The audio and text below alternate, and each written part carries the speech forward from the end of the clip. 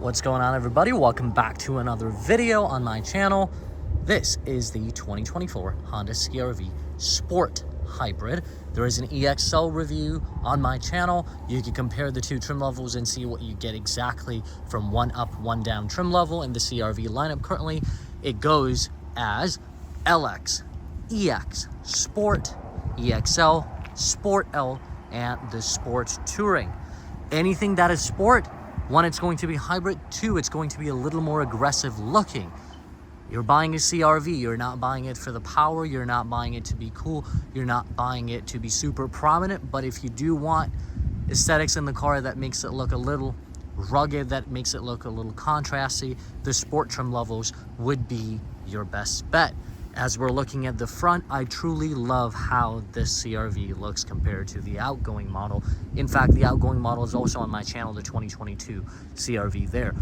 This particular one being Sport in the red color with black contrast, it does make its appearance pretty visible to you as well as wherever it's parked. At the end of the day, it's a CR-V. You're buying it for a few things, such as one, the name it comes with or under, which is Honda. Two, the reliability of it. Three, the bigger cargo space, not necessarily the cabin for humans, but the bigger cargo space, and then it rides higher and available in an all-wheel drive that you can opt for extra $1,500 for any and all trim levels except the Touring, which comes with all-wheel drives as standard. Talking about the front, this being in red color with black inserts, it's super contrasty. I love how it looks. You have the big bold Honda emblem housing Honda sensing there.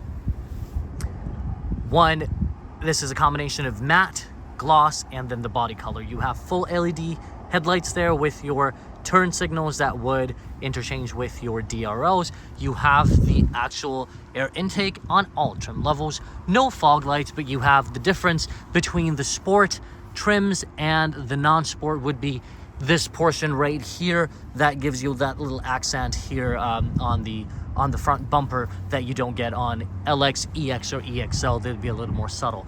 Overall, a very nice looking front in my opinion. You're comparing this with a 2024 Honda CR-V, Hyundai Tucson, Kia Sorento, Nissan Rogue. Find the price, find how you feel after you've driven this car, and then make your decision overall from the front. I actually really like this car. Really like this car. Coming around the side, all CR-Vs, which kind of bums me that the most you can get is 18 inches. They all have 18, even the Touring. It doesn't look bad, but if I were to see 19, then maybe I'd opt for a 19 as opposed to an 18 if it was me, but I'm not buying a CR-V. You decide. Maybe this is not a blocker. Overall, it's nice. They are wrapped in a Bridgestone tire here. You're talking about 18 inches wheel here. It's otherwise pretty decent when it comes to the comfort ride of it. It is going to be McPherson struts here too, so the ride quality is comfortable. The road noise is less. The shock absorption is a lot better too.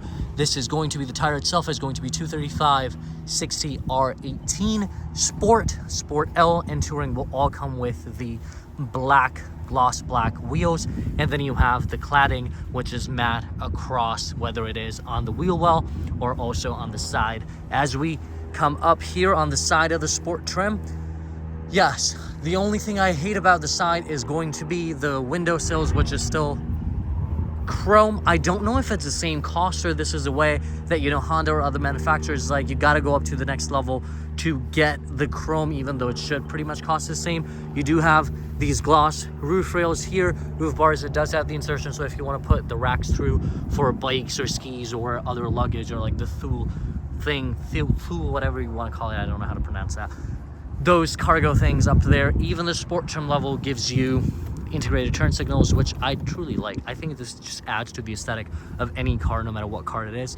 Overall, the side profile is nice, clean. You have very sharp crease lines here too, just like pretty much all Hondas at this point. Really, all cars, no matter sedan or no matter an SUV, they have this one crease going on, which, you know, is simple but also sharp. As we wrap around the back, it's a solid car, especially in the color that this is, for what it looks. The back, oftentimes, especially if you look at the LX, EX, or EXL trim levels, it looks very subtle. So here there is a little more character to it because you do have, you know, exhaust going down. And as we go from top down, I'll talk about it. But we have the top mounted brake light, your wiper there, your Honda emblem, CRV, the hybrid logo there, the sport emblem, all that. So a lot of logos. One thing I mentioned in the last video that I still appreciate that Honda took the all-wheel drive badging and made it into a sticker, so that's really good. I keep thinking about it because it's something that I'm glad they went, because nobody really likes too much badging around the cars. The lights, sometimes I feel like this is an inspiration from a Volvo, namely, let's say, you know, the X40 or you know, the XC40 or any of those SUV lineup, XC40, XC50, 90, 60, whichever. Kind of that. Also reminds me of the 2012 CRV, the way the back looks. Otherwise, it's pretty decent. You've got LED elements here in your parking lights and your brake lights. Otherwise, your turn and your indicator, your reverse would be incandescent. I don't like seeing incandescent anymore at any car, so that's always a big thing for me when you're going for one of the mainstream cars. Just look at what all manufacturing's offering in overall aesthetics of the car, along with obviously the reliability of the brand, especially if we're comparing Honda with a Toyota, with a Nissan, with something else along the same Japanese lineup, or then if you go into the Korean ones, or then if you even want to go into like the Ford Escape or something like that along those. Just compare what you're getting for your 30, 40, 50,000 price point. Of course, reliability being one.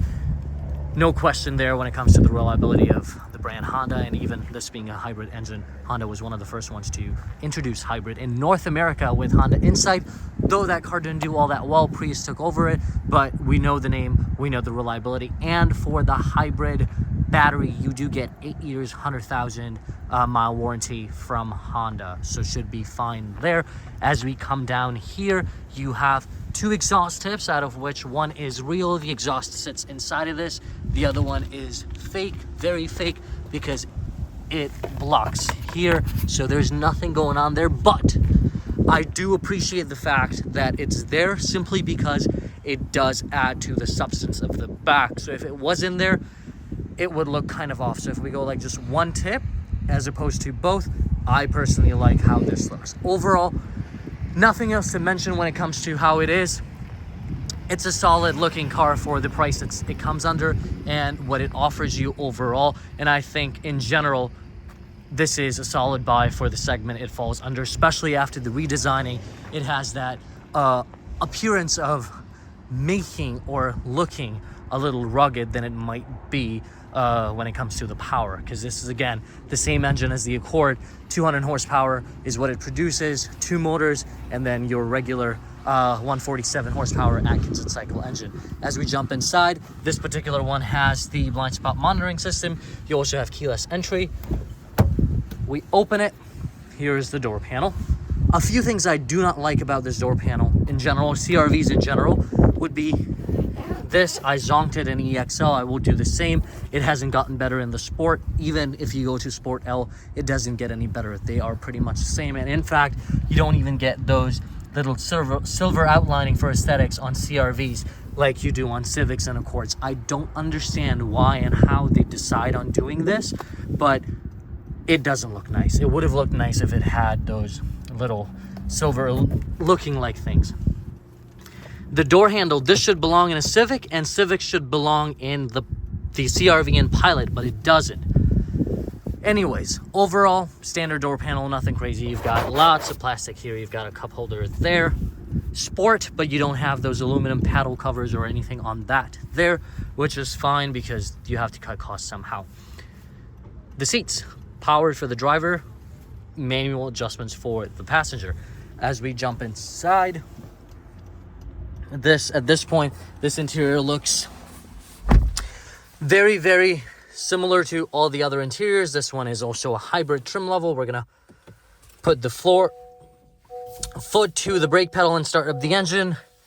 Shares the same idea as the Civic does. The right side of the speedometer is going to be analog, the left side is going to be digital, and then you have the digital speed in the middle too. Same exact structure as the Civic, really. Not like the Accord. I feel like Accord's always the car that gets something new, good or bad, doesn't matter, but it's always it's the guinea pig that gets different things, and then either people like it or hate it, and then it makes its way to other lineup, or it doesn't. Going from left to right, similar layout really from this angle. All Hondas at this point really look the same. You've got the honeycomb here, so this shares the same as Civic, not the Accord. Same cylinder knobs, not the rectangular like Accord. Down below, you've got enough options that are blank, so my assumption is the Touring would give you some that aren't here. Here you only have the traction control, nothing else. No premium sound system, just your typical 8-speaker audio system there. As we come to the center console, I do like how, you know, now manufacturers, especially Honda, I haven't sat in too many Toyotas of this year or previous to know how their lineup is going out, but this makes you feel like you're sitting in a Honda if you can recognize one. It doesn't matter, be it Civic, Accord, Pilot, CR-V. 7-inch display on the sport trim level. You do not get wireless CarPlay or Android Auto, but you do get it wired. Your reverse camera appears here. It does have trajectory, so that's fine. It's 7 inches. Lots of bezels around this. Overall, nothing to mention here. It's a typical okay resolution system there. If we go into the menu, you could kind of see that it does look like it's from, you know, 2016, 17, really. A little sharper than those, but it's still nothing crazy or nothing that needs too much talking about. Coming down here, this is the Sport.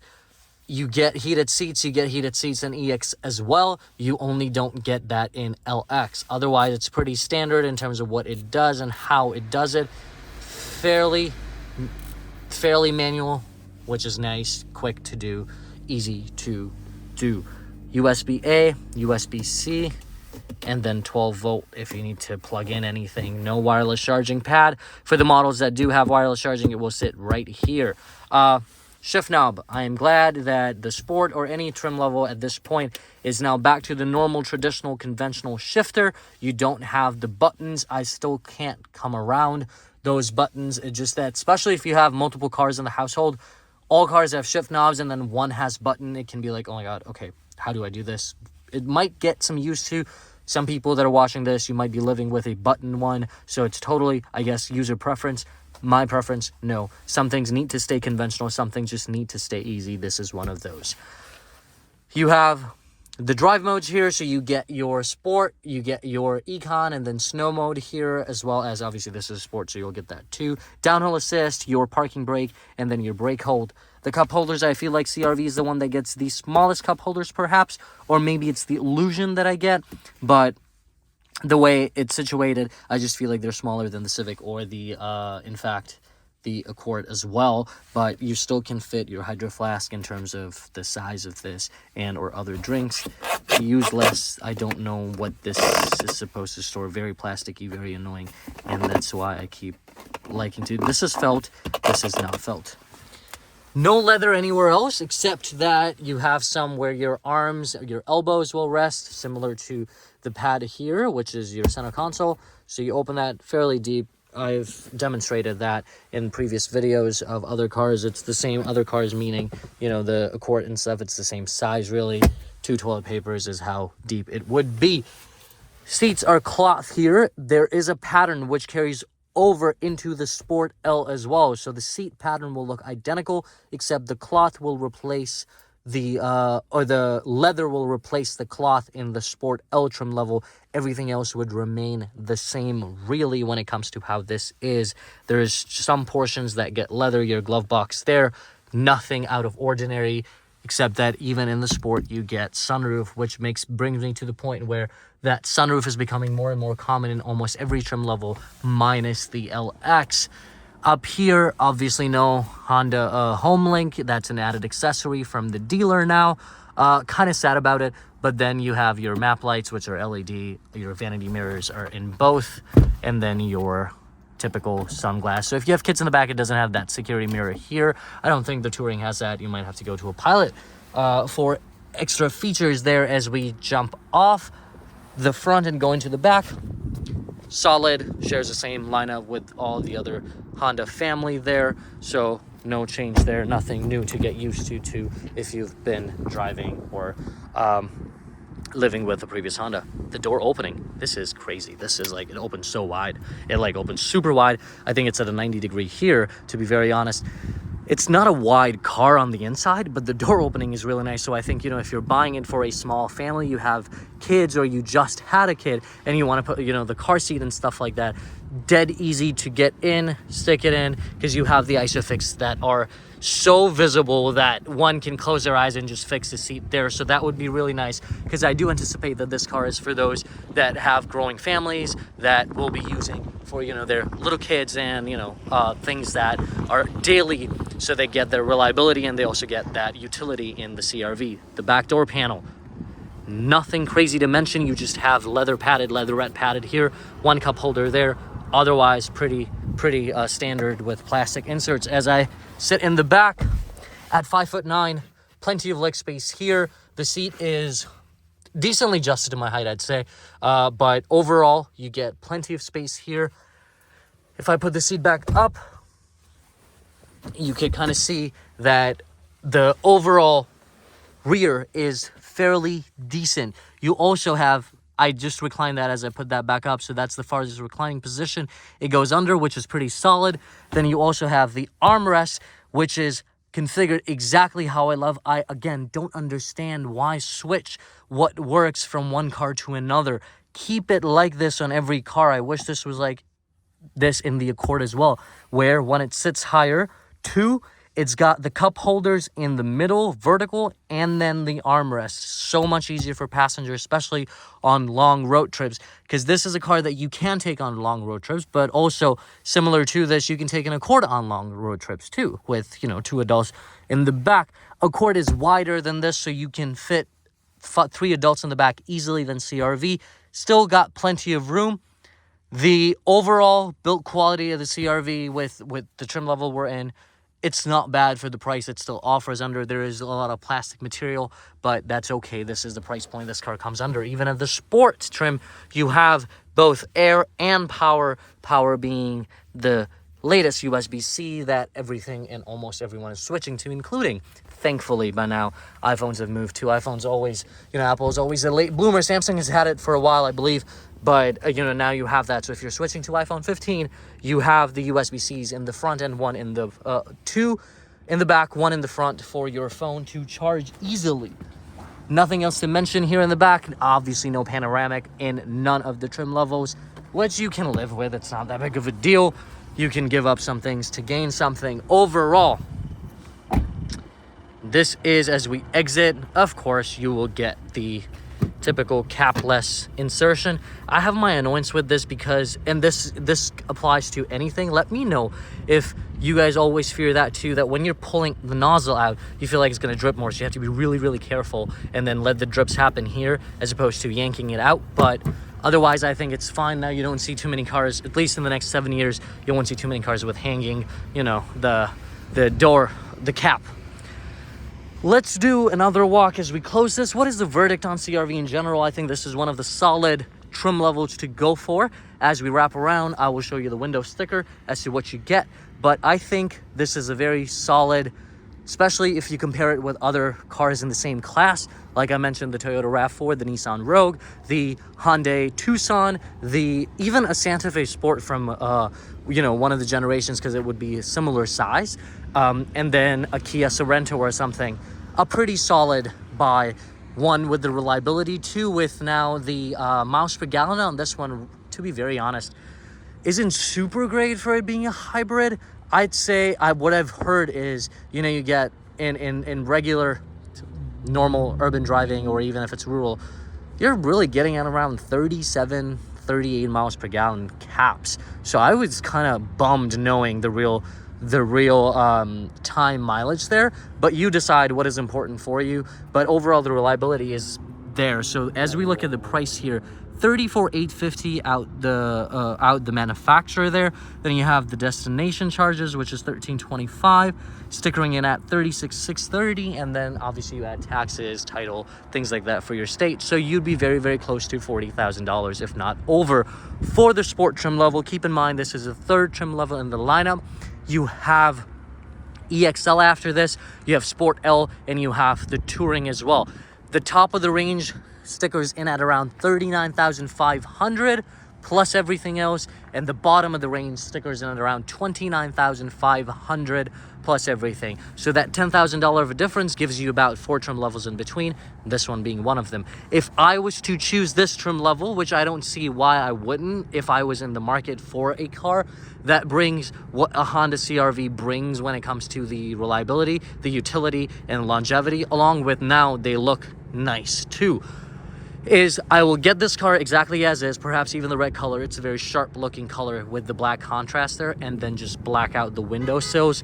You will be golden. I think that would make the car look really, really sharp. You could also choose a black color that looks pretty solid, and if you go with white, the contrast will pop out as much as well that it does. I hope this video was helpful and you can compare what you get in a Sport with EXL that's already on there. I will see if I can bring the LX review, but I can tell you that if I was to suggest somebody, I would suggest out of LX, simply because that is still the trim level that doesn't give you alloys. And I think in today's day, everybody should get alloys in any car, but that's a zonk, and that's a kind of, you know, a downplay from Honda's point of view to still pump out a trim level that has, you know, hubcaps for still $29,500. It just doesn't justify that. But I guess they have to do the cost cutting, because now they're, you know, every car has the standard Honda safety sensing, this, that, which is good. But I think safety should not be compromised and shouldn't be really a feature, especially with the amount of technology we are in right now. Safety should be standard, and it shouldn't have you cut the cost with other things that, hey, if you're getting adaptive cruise control, you should get hubcaps. I don't think the equation works like that, but we'll let the people that decide that. We'll bring out reviews, we'll give feedback. You let me know what you folks think about the 2024 Honda CR-V. Overall, it's a solid car. If you are in the market for a car of this segment, please go check out these 4 or 5 different cars that do come in. I've mentioned them a few times. Your RAV4, your CR-V, your Nissan Rogue, your Kia Sorento, Hyundai Tucson, and then make your decision, take your money, realize the cost of ownership, understand what the car is going to cost you with your interest rate, and then the cost of ownership, and then pull the trigger on it. And of course, if you are someone that would like to sell your car after 7 years, look at the depreciation of each brand as well. Special thanks to McGrath Honda of St. Charles here in Chicagoland area. If you are in the market for a Honda, they have a lot of inventory for pretty much every car that you have in mind for to come in, and you can simply drive out with one. So do check them out. They're in St. Charles off of Main Street, also known as North Avenue. Until then, take care. I'll see you folks with another video very soon. I greatly appreciate all the support, all the engagement, all the comments, likes. Let's keep this growing. Let's talk about the things that we like to talk about. Let's give feedback. Let us also enjoy what we do. These are cars. We will like them. We will hate them. We will be neutral about them. There's nothing that one can't say or do about the cars. Simply, it's a perspective. So until then, folks, everybody, take care. Stay peaceful. I'll see you guys in the other video.